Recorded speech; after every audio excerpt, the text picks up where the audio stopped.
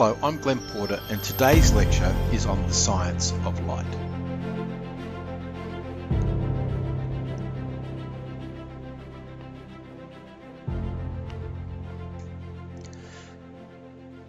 Now today's lecture is going to be somewhat technical and scientific, I guess you could say.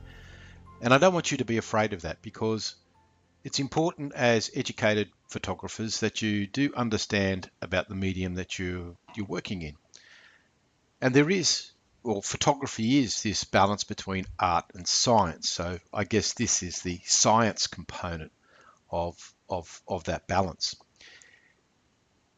I don't want this lecture to distract from your goal of creative photography either, but its purpose really is to allow you to be able to articulate and understand these concepts that we use constantly in photography. And these concepts are all generally around about light and digital imaging. But as you know, light plays a critical role in the overall concept of photography, both as an aesthetic value and also a technical one. So today's lecture is going to unpack some of these concepts of science associated with light so that you as a learner and a practicing photographer will be able to communicate and understand some of these technical concepts. They're not difficult concepts to understand, and I'll do my best to explain them in a very simplified way, not a scientific way. I do have an imaging science background, but the important thing is for you as a photographer to be able to grasp the bigger, wider world of photography by being able to get in and understand these concepts. So what we're going to look at in this lecture on the science of light are a few elements. We're going to look at light as a concept of illumination versus a concept of lighting, which is an aesthetic concept. Your assignment for this subject is about exploring that aesthetic value of light and how it's applied or exploited in photography. This lecture will also look at some basic theory about the electromagnetic spectrum, looking at wave and particle theory. Now, don't run away. It's not going to be difficult. It's going to be very short. We're going to look at concepts like continuous and discontinuous light sources, and that's important because when we're trying to color correct, we need to know the quality of the light source that we're using. We're also going to talk about color because color is a component of light. And we look at color temperature, we'll look at spectrum or the wavelength of light and how color works and how we see color in a color synthesis. We'll look at additive and subtractive color synthesis models. We'll also look at the behavior of light, the behavioral aspects of light or characteristics. We'll look at concepts like dispersion, transmission, reflection, refraction, inverse square law, which is critical when you're working in the studio, and the concept of polarization and how to use polarizing filters in your photography. So that's kind of the basis. This lecture will be split into two parts, so we're not going to cover all that in the first session. But it's the overarching principles that we're going to discuss today and in the preceding lecture.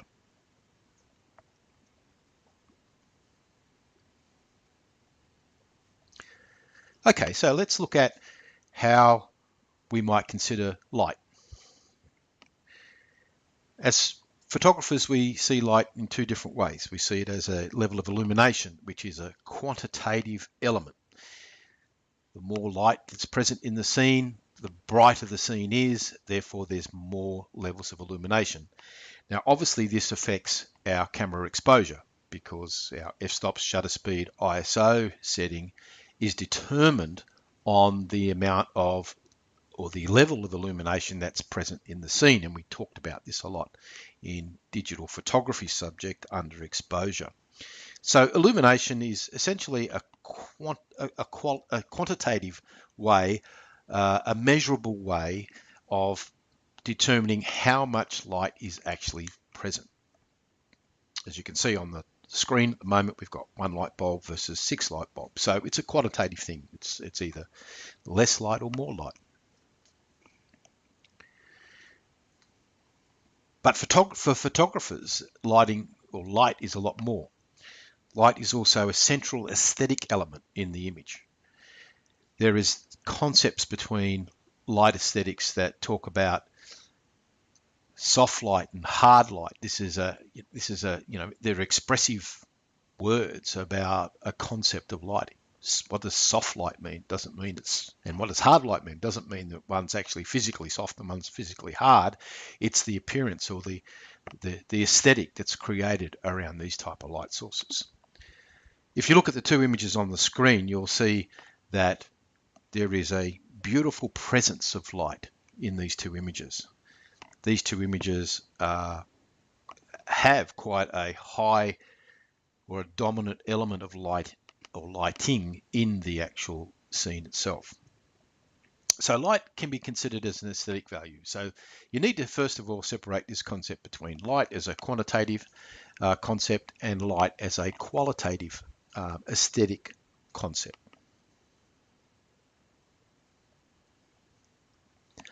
Now, the light sources we use in photography vary quite a lot, but you can pretty much split them up into two camps or two categories.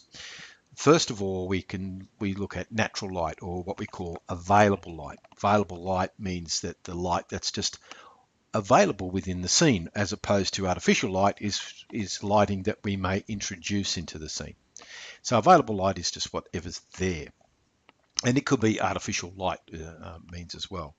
But the concept of natural light is light that's produced in a natural way, not artificial. So direct sunlight, open shade, which is clear blue sky, you're standing in the shade, and the illumination is actually coming, or the light's coming from the clear blue sky rather than the direct sun. If you move out into the sunlight, that's direct sun. If you move into the shade, it's clear blue sky or open shade.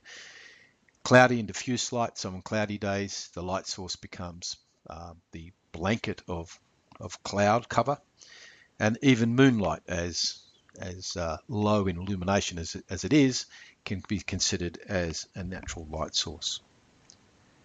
So artificial lights that we use in photography include electronic flash, tungsten or incandescent tungsten halogen lamps, not so much used today. But the older studios using tungsten lighting was Hollywood and those type of industries always used tungsten light. But that's been replaced a lot now by LED, light emitting diodes, which is a much cooler light source. The problem with tungsten lights, like our old household bulbs, they would get very hot, and when you needed a lot of light, you would have quite high wattage lamps, which generate quite considerable amount of heat. So LED lights seems to be replacing a lot of tungsten lighting, particularly for studio work. Fluorescent lighting, you will be all familiar with office environments where we use fluorescent lighting. Most of our incandescent tungsten lamps now in our households have been replaced by a fluorescent light. Interesting enough, one of the differences between incandescent tungsten and fluorescence is one is a continuous light source, the other one is a discontinuous light source.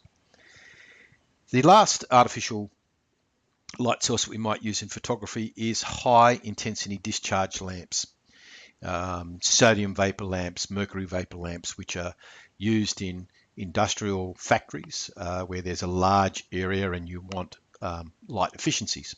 So low energy for a bright result. Street lights are also this high intensity discharge lamps, and they are also a discontinuous light source, which we have a bit of a problem with when we're trying to color correct, but we'll explain a little bit more about that in a moment. So the difference between the two light sources, I guess we use a natural, available via nature, and artificial is something that's man-made. So we can see on the screen now a range of lights that we may use, particularly in the studio. We have our electronic flash on the left-hand side and more tungsten lamps on the right-hand side. We don't have any images of the LED lights here. But when you get into the studio and you're working with us in the studio, you will actually use some LED lamps as well. Okay, this is where the scary part comes in, but it's not going to last long, so don't worry too much. Light theory is an interesting concept in the history of science and the history of human knowledge, I guess. The way understanding light has been a real challenge for scientists and a real challenge for our species. We all know what it is, but to describe it is very difficult. We can see things that are illuminated by the sun, but we can't actually see the light. We can see things being reflected off subjects, but we still don't see the light. So it's a very difficult concept, and scientists have struggled for millennia to be able to describe what this concept of light is. It arrives in the daytime and goes away at night. But these are the things that we do know about light, and these are some of the common concepts at this moment about understanding what this concept of light is. So the first rule is that light travels in a straight line. Now, that's a good practical rule for photographers, particularly when we're working in the studio where we're trying to understand reflections and shadows and highlights and so forth, and placement of shadows and highlights. So light travels in a straight line. Now, Professor Einstein did theorize some decades ago that light doesn't always travel in a straight line, and he's just recently been proven correct. There are some theories out there that light does warp, but let's not get down that sort of theoretical physics area. Let's just consider that for our sake, photographers' sakes, that light travels in a straight line.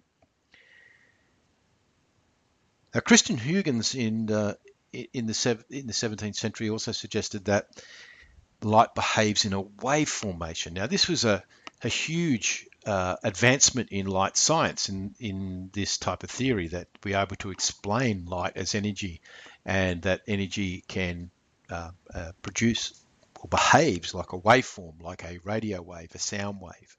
Light also travels and behaves in a wave form. Light travels at great speed, but varies through different transparent densities. Now, what does that mean for us as photographers? Well, it's a very important one for photographers because it allows us to take an image or form an image. So as light travels through air, it travels in a straight line, but when it travels through a more dense medium, like a piece of glass, aka a lens, it slows down, the light slows down. And when it slows down, it actually bends or changes direction. So as the speed slows down, it changes speed and changes direction and comes to a point. When two rays then come to a point, we start to form an image. So light travels at great speed, 300,000 kilometers per second in a vacuum, but it also varies when it hits another transparent material. So it slows down under different transparent densities. Light also behaves like an energy particle. Newton and Planck, more contemporary scientists, although I wouldn't consider Isaac Newton contemporary, I guess, but following on from Huygens' work, Newton and Planck said, no, well, it doesn't really behave in, light doesn't behave in it as a wave, it actually behaves as a particle. And we have this corpuscular theory or particle theory to light. Particle theory is, in a sense, like a machine gun. So light is actually, if you fire a photon machine gun, you get these photon elements bursting out of the machine gun. And that's what kind of particle theory is. So more light, you get more photons, and they're being pumped out of this machine gun. So so you can see that light's not behaving in a uniformity way. It's actually, it has individual elements to it, which is a particle. It's a very awkward way of describing it, but quantum physics is a very complex thing. But I want you to consider these two elements. So light can, as Huygens suggested, can characteristically travel in a wave formation. And then Newton and Planck proved Newton's theories that it travels as an individual particle. It wasn't until Schrödinger actually said, well, hang on, guys, we can actually use both these theories. Both of these theories, wave theory and particle theory, are actually applicable in the understanding of light. So the modern concept, the contemporary concept about what light is in a theoretical sense, is that light behaves both as an energy particle and in a wave form, as a wave formation. So we now use both of these theories. Now that might sound like they contradict each other, but they actually don't. They actually work with each other, even though they are different concepts. So that's kind of all I want you to understand about these different theories, although what we're going to talk about in a lot more detail is Huygens' idea of wave theory, because wave theory actually works better for us as photographers. So we're going to mostly use the wave theory, but I do want you to understand that's not the only theoretical framework for understanding light. There is particle theory, but there is this also this notion that we can use both theories.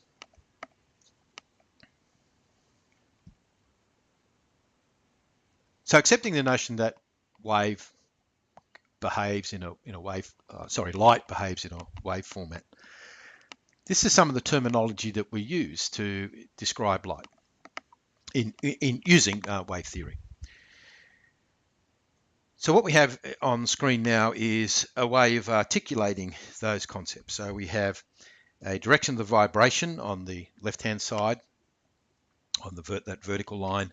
The horizontal line is the actual axis or the direction of the light, the direction of the light traveling. And what we see now is this wave form, and this is light traveling in this wave formation.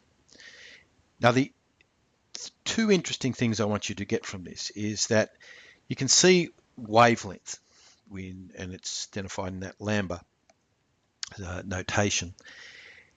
Wavelength is the physical distance between the two peaks or the two troughs, wherever you measure it on the wavelength, doesn't really matter. But wavelength is that distance between 2 points on the wave. What you'll see is that wavelength is actually a way of not only describing the behavior of light, but also the color of light. And that becomes really important when we get to understand how to interpret some of the literature and the material that we get when we're working in photography. So wavelength is the distance between 2 common points on the wavelength, and it's a way of actually describing color. Now the vertical line, the amplitude, is the level of brightness. So the higher the amplitude, the brighter the light. The smaller the amplitude, the less intense the light. So they're the two elements that I want you to consider. They're very important elements, not so much amplitude, but certainly wavelength. So wavelength is just that physical measurement between the wave, the peaks or the common area that you're measuring, and amplitude is the vertical distance that the wave actually forms.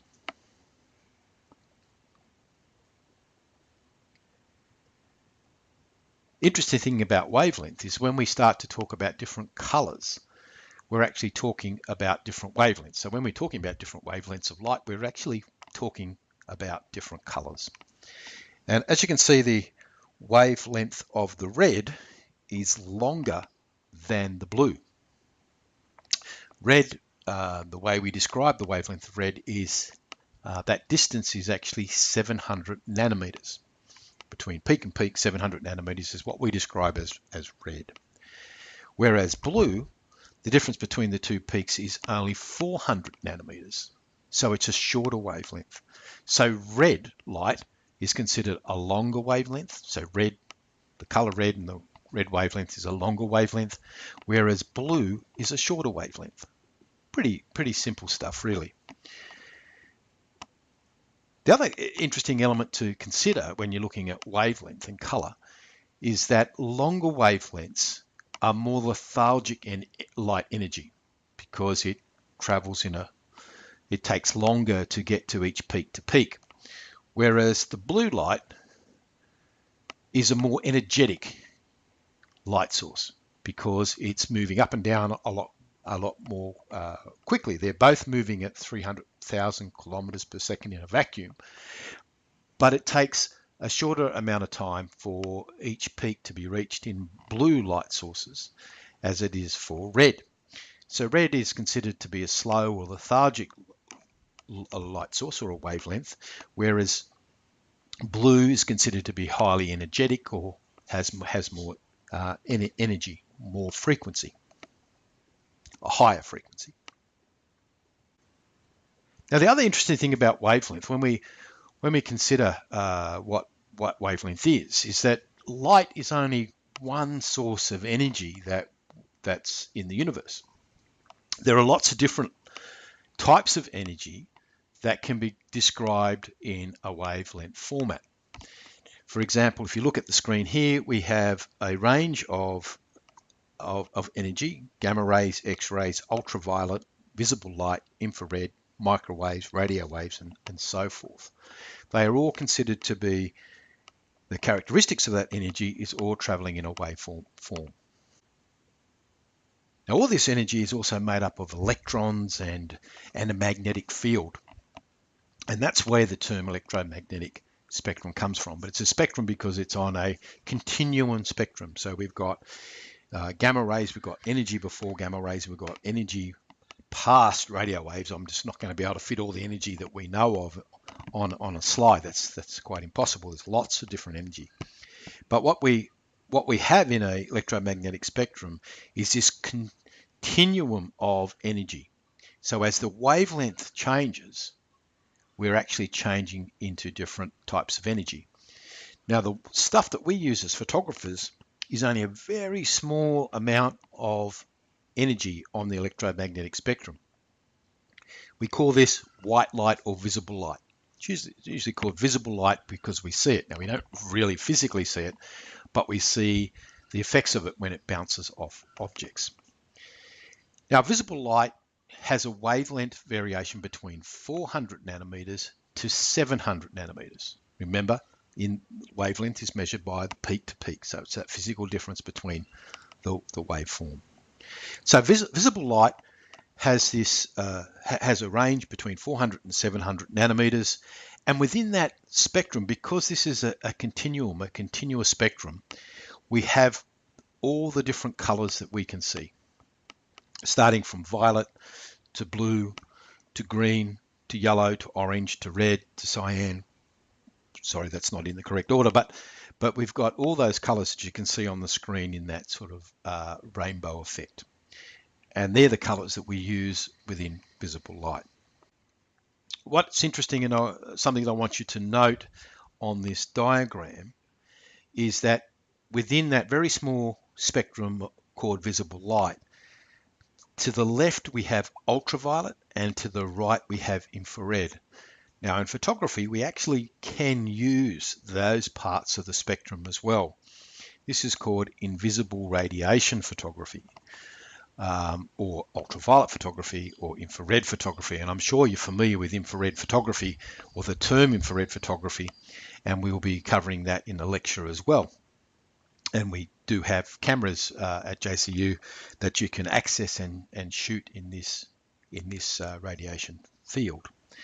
So the usable components, I guess, in photography is that ultraviolet, visible light, and infrared radiation. So what does this range look like physically? Now, this is a shot I took of a light being dispersed through a prism. And we can see all those colors physically. This is a physical photograph, light dispersed or traveling through a crystal It disperses, which means it separates into the different colors. So we have our violet, our blue, our cyan, green, yellow, orange, red. But we also notice you've got black either side, and that's our invisible spectrum. So ultraviolet on the left, infrared to the right.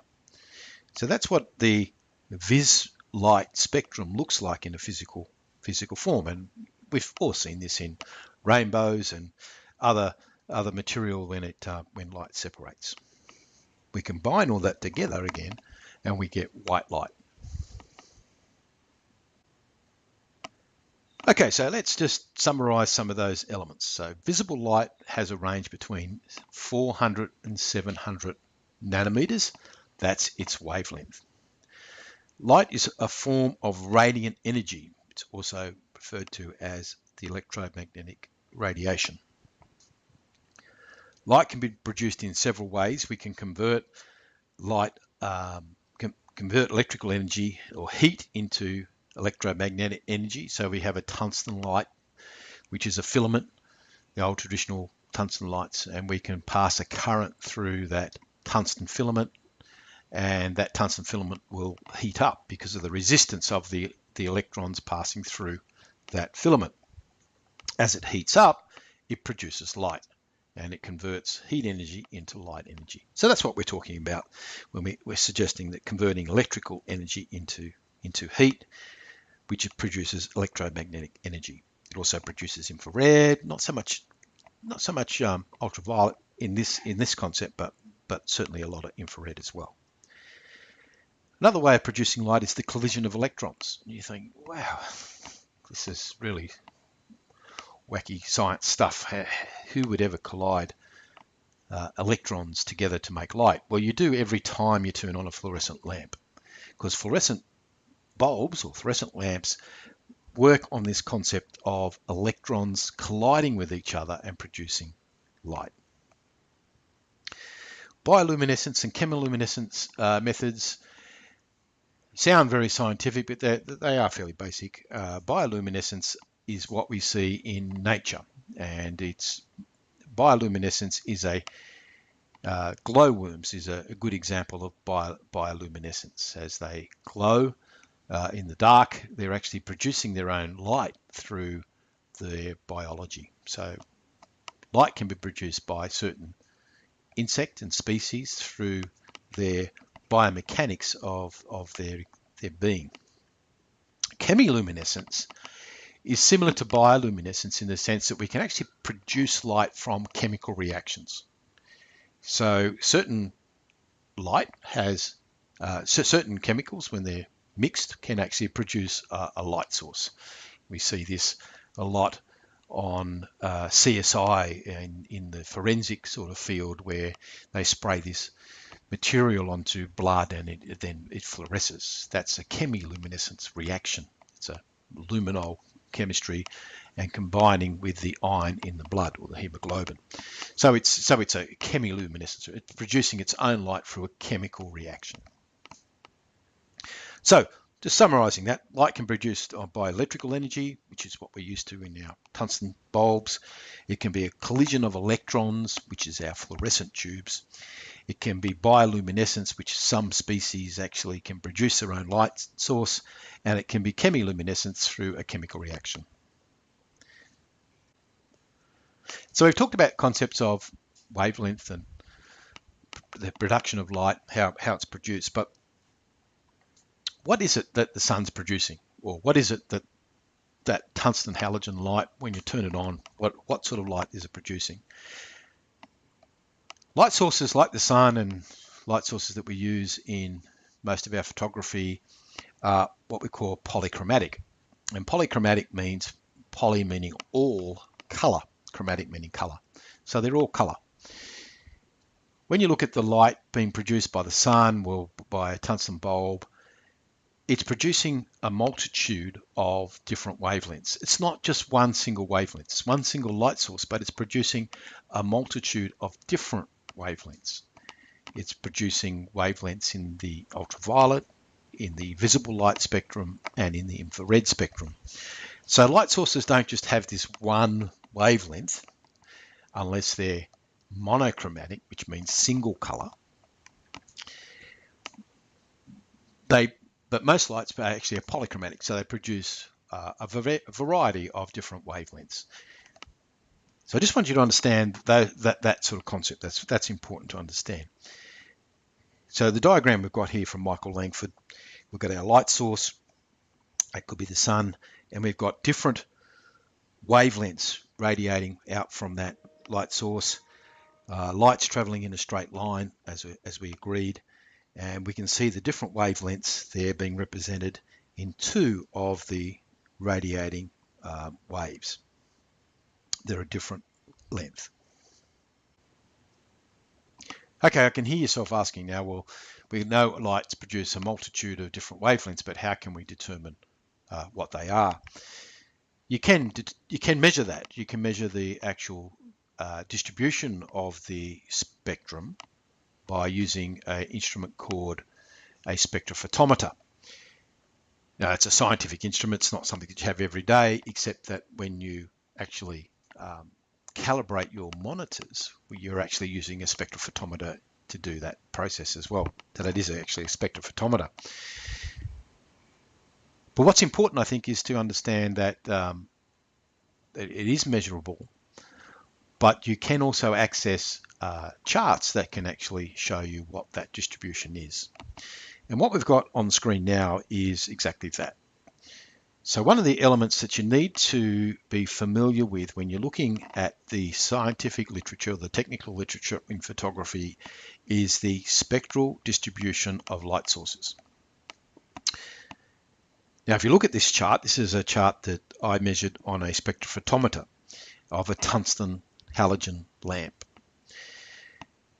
And we can see on the bottom of the horizontal axis, that's measured in wavelength and in nm, meaning nanometers. And then on the vertical axis, we've got our relative intensity. So it's just a relative concept to how bright it is.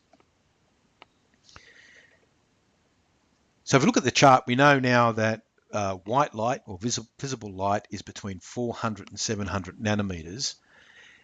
And that chart actually plots how much blue light in 400 nanometers, how much green light at 550 nanometers, and how much red light at 700 nanometers this light source produces. And all the variations, I think the resolution of the spectrophotometer was about 1 nanometer. So 1 nanometer or 0.5 of a nanometer. So every half or every 1 nanometer, it's taking a measurement. So what can you say about this light source, tungsten light source then? One of the things that, by looking at the chart, one of the things you might notice is that it's not even across the visual spectrum. We have a lower level of blue light, 400 nanometers, and a higher level of red light at 700 nanometers. So what's that going to do to our light source? Well, when we turn the tungsten halogen light on, it looks white. But is it really a neutral white? And the answer is no. It's actually has different intensities of light. Now, we talked about light sources irradiating, polychromatic light sources irradiating different wavelengths, and that's what's happening here, but not in an even way. We have less blue light being radiated from this light source, slightly more green at 550 nanometers, and a lot more red at 700 nanometers. We've even got a lot more infrared at 800 nanometers or past 700. So here we have an uneven distribution of the light source. So what results to that? The light looks white, but is it? And the answer is no. And one of the things with photography is that it records what's actually there, not what we perceive. Our brains are very useful organisms, but they are also an organism that's often fooled. And we have very little ability to be able to determine the color bias of light sources. They all look white because we want them to look white and neutral. But in fact, they actually have an uneven distribution of wavelengths. So when we look at this chart, we can see that under this type of light, tungsten halogen lamps, it's has low in blue content, high in red content, And when you kind of mix that all up into one sort of color, it's going to be a very warm white or an amber type color. But the spectral distribution curves, what we're seeing now, is a way of articulating the characteristics, the color characteristics or distribution of that light source. That's all it is. And it's not difficult to interpret, but that's what spectral distribution of light source curves do. Now, in contrast, this is another light source that I measured, and this time it's in intensity counts, which is not a very good way of expressing it. It should be relative intensity. But again, we have our wavelength down the bottom, and as you see, no ultraviolet. Below 400, there's absolutely no ultraviolet being emitted. It's a bit up and down. The green is probably a little bit higher, but on an average across the 400 to 700, it's kind of relatively even. But we have a slight bias in the green. Also, we have that little spike in the past 800 nanometers, and the 900 nanometers, it sort of spikes again. And this is an electronic flash, a Canon speedlight. But there is a kind of distribution right across. It's not like the tungsten halogen lamp where it started very low in the blue and went up into the red. It's kind of a bit up and down, but it's kind of right across the whole visual spectrum. Now this diagram is from the Manual of Photography with Jacobson et al. And it kind of shows a comparison of different light sources. And this is the spectral distribution, spectral meaning the color distribution of the three different light sources. So we've got blue sky, which is the opposite to tungsten. So we have our tungsten again, very low in blue, high in red. Blue sky, very high in blue and low in red. And then our mean noon sunlight, relatively even across the visual spectrum.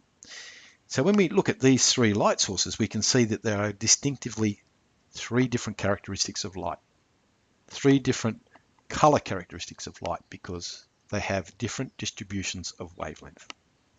I hope that makes sense.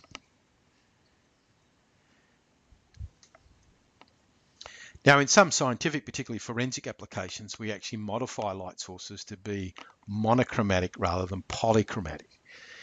Mono meaning single color rather than poly meaning all color. And this is a polylight, monochromatic light source that has a peak distribution at 415 nanometers. So we can see in this distribution, it's a very narrow spectrum, and that's why it's called a monochromatic spectrum. But this is used in a special scientific type, forensic type applications. The 415 filter, or the 415 spectral distribution, is mostly around trying to determine blood. It's called a blood filter, and 415 is the peak absorption of the hemoglobin, which allows us to get more contrast when we're photographing blood stains, because of the fact that the blood is actually absorbing the light source and becoming darker. Okay, now another concept of different light sources is this concept of continuous and discontinuous spectrum. And I mentioned this earlier, that light generated by heat sources like the sun, like tungsten filaments, bulbs, produce a continuous spectrum, whereas light generated from the collision of electrons produce a discontinuous spectrum. So fluorescent lamps have discontinuous spectrum. And discontinuous light sources are often very difficult to correct for the color. Now let's have a look at some concepts associated with this so you understand it a little bit better. Now here we have two spectrums. The bottom spectrum is from the sun. And look, I don't get what horizontal pixel number, I don't understand what that value is, to be blunt and honest. But we just need to look at the way the spectrum is actually recorded. So on the bottom chart, we see a continuous spectrum. So it goes from blue to green to red in an even kind of way. It's a continuous change. It's a continuous change. Doesn't quite actually needs to go through all the different colors, but that's kind of representative of a visible light spectrum. It's a continuous spectrum. Whereas if you look at the top chart, it's a fluorescent bulb, and we see now not a continuous change, but these spikes of color. So we have blue, and we have a green, and we have a red spike. So that's what we mean by discontinuous. It doesn't actually go from 400 to 700 nanometers in a continuous way. It just gives these spikes of color. Now, another way of looking at it is this spectral distribution curve. This is of mercury vapor lamp, which is similar to the light sources that are used in factories and stadium lighting. It's very similar to sodium vapor lamps as well. They're discharged lamps, and street lights and stadium lighting, all that's sort of in this discharge area. So what you'll notice now, if you look at the wavelength on the horizontal axis, we've got our 400 to 700 nanometers. That's our white light, visible light. But we don't have a line that goes from one kind of range to another. We have these vertical lines, not a horizontal continuum. And that's because of the characteristics of discontinuous spectrum of light. So we have just under 400, about 440, 540, and then 580 nanometers. So there's those spikes, and we see that little spike in the ultraviolet range as well on the left-hand side. Now, what I want you to understand with this is you don't really have to understand this in great detail, only that when you're working with available light, that light that's there in the scene, in factories, in office buildings, when you're trying to correct the color, you might find it somewhat difficult. The LAB system and the color correction system is pretty sophisticated now in Adobe Camera Raw and so forth, and we can actually artificially fudge this now pretty well. But all the color isn't there to actually record. So you're only sort of recording certain colors. You're not able to record all those colors because of the light source, this disparity in the light source. So what I just wanted you to take away from this discontinuous and continuous light sources is that discontinuous light sources are sometimes difficult to correct, especially when you're trying to correct something under a street light. You'll find it very difficult to get a nice clean skin tone, for instance. And that's because of this discontinuous light spectrum concept. Okay, now another important element in the science of light, or understanding this terminology, is the spectral sensitivity of the camera or the film. Spectral meaning the color, the wavelength, recording capacity. Sensitivity meaning that what that camera is actually sensitive to. So what wavelengths is the camera sensitive to? So as we know, light sources produce a certain distribution of light known as spectral distribution. And light sensitivity recording devices and materials like digital sensors and films only record or only sensitive to specific regions of the spectrum. So that specificity of sensitivity is known as the spectral sensitivity, the color range that the camera is sensitive to. Now in film technology, we used to measure this with wedge spectrograms. So we'd have our film, and the light source that's exposing on the film is a continuous spectrum from 400 to 700 nanometers, and it will record in different volumes or different quantities. That's one way of plotting it. But this is the other way of making sense of what the spectral sensitivity of cameras are. And if we look at this chart, this is the spectral sensitivity of a CMOS sensor. CMOS sensors are the sensors that we use in Canon cameras. CCD camera sensors are used in Nikon type cameras. Foveon sensors are used in Sony and some other type of cameras. But so let's deconstruct what we're seeing here on the screen now. So it's the spectral sensitivity, the color sensitivity of our Canon cameras. Now, or just the sensor, I should say. Now we can see 400 nanometers, the blue region. Yeah, it's relatively sensitive. 500, 600 nanometers. Yep, okay. 700 nanometers. It's a lot more sensitive to the 700 than the 400, I notice. And then in the infrared range, past 700, we see a continuing high level of sensitivity. So what this spectral sensitivity chart is saying is that our digital sensors that we use are actually highly sensitive to the longer wavelengths, the 700 and infrared. Now this is a problem with camera manufacturers because you want it to have even sensitivity across the whole spectrum. So what camera manufacturers do to normalize the spectral sensitivity across the vis light range, 400 and 700 nanometers, is they use an infrared blocking filter, which actually cuts out all the infrared, attenuates the red a little bit as well, and gives you a more even recording. But what you might notice when you're processing digital images is if you go into the different channels, the blue channel, the green channel, the red channel, you'll notice that there's a lot more noise in the blue channel. And that's because of this lower sensitivity to blue light.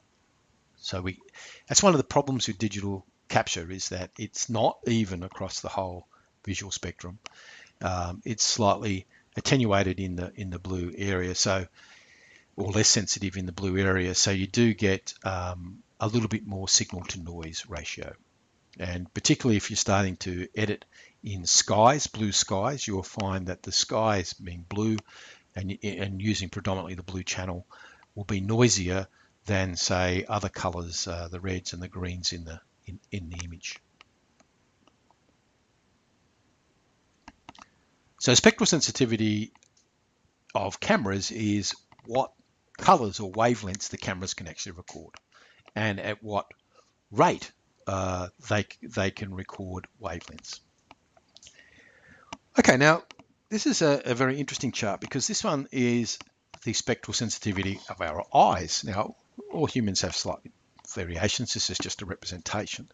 But what can you see with this spectral sensitivity of human vision? So horizontally, we see 400, 700. That's our vis light spectrum. That's what we can see. We don't see ultraviolet. We don't see infrared. We just see that space between violet and red, or blue and red. But if you look at the sensitivity of the green, we have a lot greater levels of sensitivity in green. And that could be a survival mechanism, that we can see things that are on grass, and we may be able to see things that are going to eat us a little bit more in a green environment. I don't know, but that's our spectral sensitivity to the human vision. Now, what has the spectral sensitivity of human vision got to do with digital photography? Well, it actually has a lot to do with digital photography, because have a look at this. One of the interesting things about digital sensors is that even though I showed a spectral sensitivity curve of the sensor before, they're actually color blind. They actually can't make color images. They can just convert light into electricity, or light into a current. They don't actually see colors in a way that we see colors. So what we have to do in digital photography is actually artificially produce color images, and we do that with film, and we do that certainly with digital sensors. And one of the methods, there's three methods of doing that, but one of the methods, and the most common method, is using a Bayer filter. So this Bayer filter is a red, green, blue filters that are placed over the pixels, over the sensor's pixels. And we produce then different images in the blue, green, red regions, and then that mosaic will then combine and be able to interpret what that color should be. But that's not so important. What I want you to have a look at is this diagram of a Bayer filter laid over the pixel wells of a sensor. Because what you might notice is that there are actually more green. There is twice as many green pixels or green filters than there are red, and twice as many green pixels as there are blue. And why is that? It's because it's trying to replicate human vision, because we have a higher level of sensitivity in the green. So human vision and digital camera sensitivity are they try to map this so that there is it's a natural color like light. The whole concept of color is a very complex thing, but I guess but it also includes visual acuity and perception. So what the Bayer filter does by having twice as many green filters as it has red and twice as many green filters as blue is to kind of replicate this spectral sensitivity of human vision, or replicate the colors in a way that it's natural to us. Okay, we're kind of rounding the corner now for the first part, and we're going to now look at some color modeling. Now, Photoshop supports different color models. The main color models that we might use are RGB, and we have different types of color spaces with RGB, as we discussed in digital photography. We have sRGB and Adobe RGB and so forth, but they're all RGB models.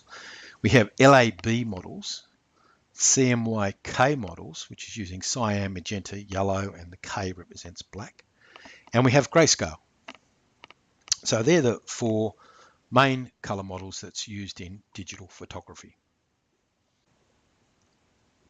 Another concept of color is the synthesis of color, and we saw the Bayer filter before, and what that's producing is this color synthesis to be able to perform an image that has full color. Now, color synthesis, there are two different types of color synthesis, which is an additive system and a subtractive system. But an additive system is by combining the three primary colors, red, green, and blue. By combining those three colors of light, we produce white light, or visible light. Well, it's all visible light, but we produce white light. What's interesting is that the RGB consists of 1/3 of the spectrum. So that spectrum between 400 and 700 nanometers, 1/3 in the blue region, 1/3 in the green region, 1/3 in the red region. Combine all that together, we get white. So when you combine equal portions of RGB light, red, green, and blue light, you get white light. Now, the other color synthesis model works in the opposite. So cyan, magenta, yellow, and black is a subtractive method. So this subtractive method comprises of cyan, magenta, and yellow. And when you overlay those three colors, you get black, not white.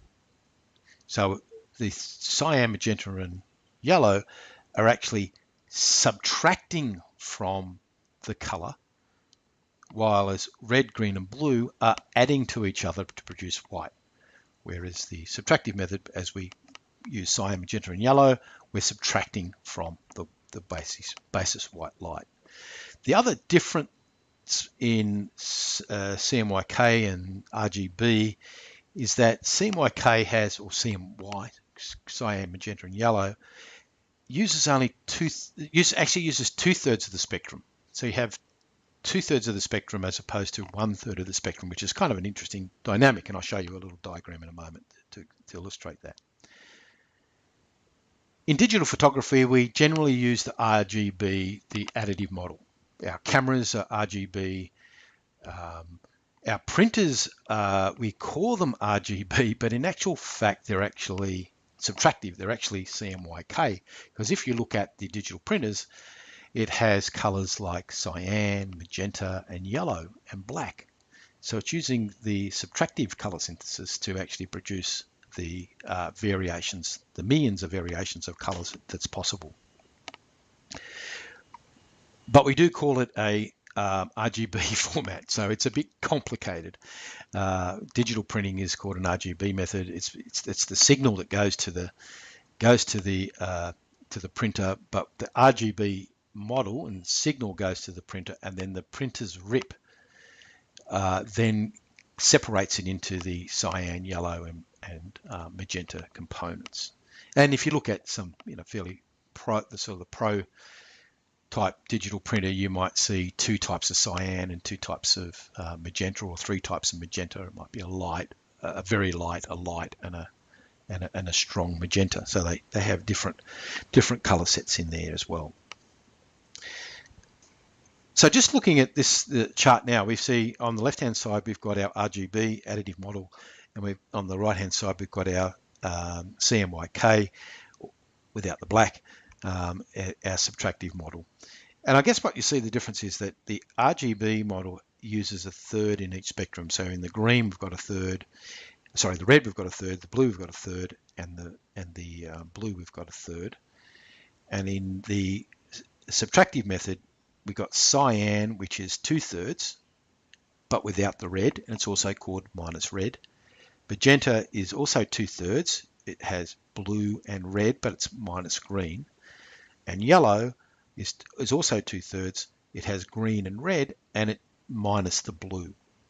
So that's an interesting way of looking at color synthesis, is that one uses 2/3 and the other one uses only 1/3. We can also describe cyan as minus red. We can describe magenta as minus blue, and we can describe magenta as minus green and yellow as minus blue. Now, another way of looking at the relationship between additive and subtractive color syntheses is Maxwell's color triangle. And you would have seen this around the place. So on the diagram we see in the screen, we've got that triangle, the RGB triangle, red, green, and blue. And then on the dotted triangle, we've got magenta, yellow, and cyan. But the way we understand this is that red is opposite to cyan at the different points of the star. Yellow is opposite to blue, and green is opposite to magenta. So understanding how this relationship works with subtractive and additive color is important to understand this relationship. The CIE LAB color model, you see this used in our Adobe Camera Raw processing. When we're processing raw files, we actually see this model being used as well to do the color correction. And it's just a slightly different way of looking at color. So LAB separates the colors from a particular chroma A plus B. And then the L component is actually the luminance, the brightness. So that if you look at the diagram there, we've got luminance, which is brightness, and we have 100% at the top, which is white, and 0%, which is black. And then we have our different chroma, our A chroma, which is green to magenta, and then our B chroma, which is blue to yellow, or it should be yellow to blue. It should be magenta to green. But we can see those opposites. So magenta and green are opposites, as we discussed before, and blue and yellow are opposites. Now, when you look at the Adobe Camera Raw color correction sliders, you'll notice that they are actually in blue and yellow, so you can warm and cool the image. But there's also another color correction, which is the green and the magenta content. So this is the model that they're using there is the LAB, CIE LAB. And it sort of gives you a bit more control. So it's not just one or the other. It's not just warm and cold. Magenta and green have a really important part of this color synthesis as well. Okay, so we talked about spectral distribution of light sources. We saw in the tungsten halogen lamp that, I'll just go to that slide now. We saw in this tungsten halogen lamp that we had an uneven distribution of color. 400, our blue was low distribution, and 700, the red, is a high distribution. And if we mix all that together, we're not going to get a pure white, we're going to get a white that's quite warm. How is this useful to use in photography? Why is this important in photography? Well, the color bias of the light source is essential to understand If we use different light sources with different color biases, we're going to get a different color cast, or a different color, a color biased in that overall result in the image. Now, we talked a lot about this in digital photography in the sense that we were talking about white balance settings in digital cameras. And white balance setting is pretty much reacting to this concept of color temperature. So another way of describing the color of the color bias of a light source is in this concept called color temperature. Now, how do you measure it? We can separate all the spectrum in the spectral distribution, but we don't want to separate it in this case. We just want to say how warm it is, or how much yellow's in there and how much blue's in there, how warm or how cold it is, and how do we need to adjust for our photography.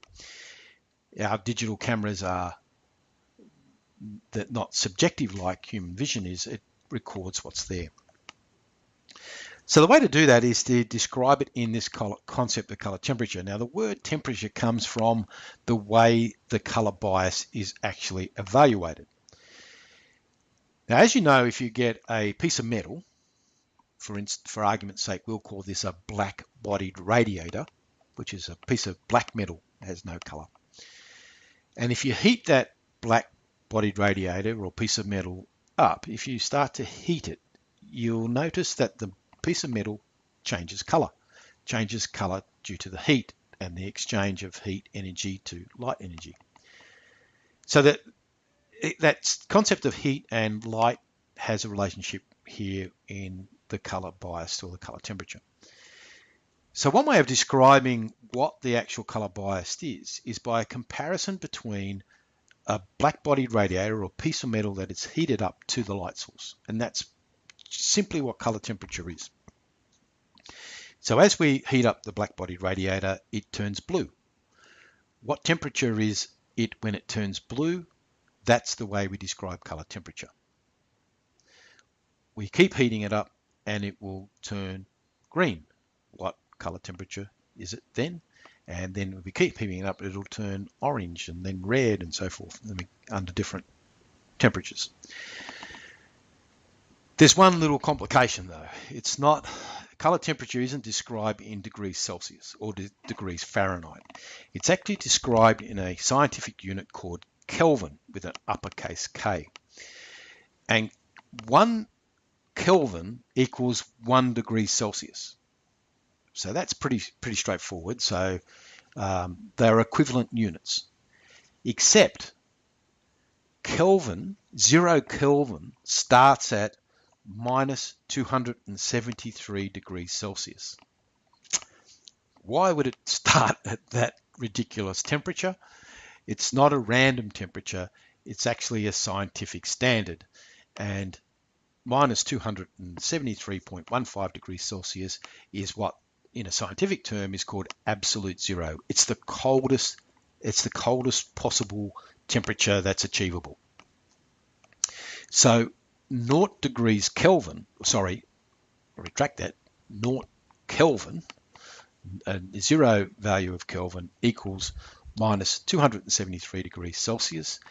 As the temperature is applied or increased to the black-bodied radiator, the rate of Kelvin and the rate of Celsius go up evenly, but they start at that base rate, minus 273 degrees Celsius equals 0 Kelvin.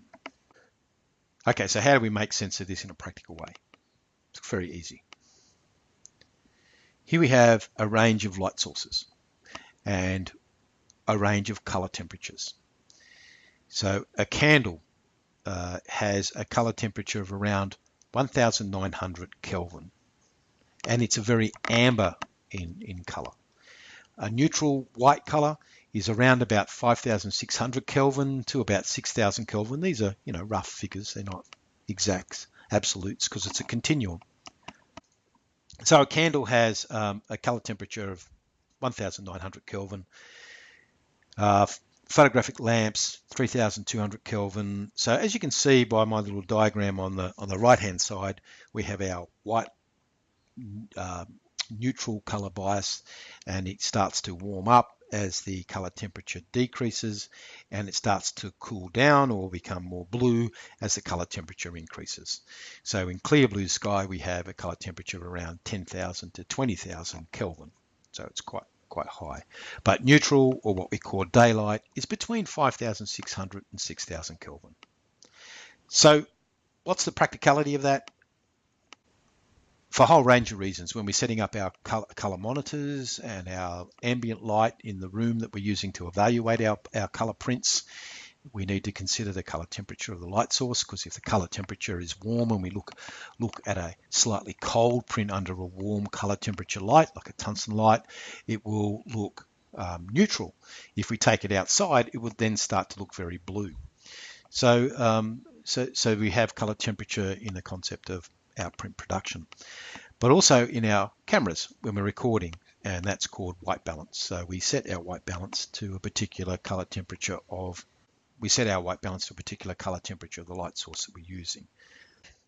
So the diagram you're seeing on the screen now is actually the Canon from the Canon manuals, and it shows you the different white balance settings on the left-hand side, the application of the light source in the middle, and the color temperature in Kelvin on the right-hand side.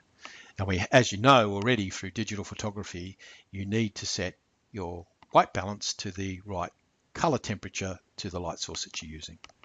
White balance is just a simple way of dealing with this problem of color temperature. Okay, that concludes our first part of our science of light. I hope it didn't hurt your brain too much. It does talk quite technical, but please be patient. And this is not about understanding the science of light. It's being able to apply these concepts to your creative photography. In the next part, we'll talk a little bit about filters and how to use filters, particularly polarizing filters and infrared. In a following lecture, we'll also talk about infrared photography, and you need to know what we mean by infrared by the wavelengths and understand the concepts of wavelengths to be able to understand what infrared is and how to control it. So that concludes the first part of the science of light, and I'll talk to you soon. Thank you. Bye-bye.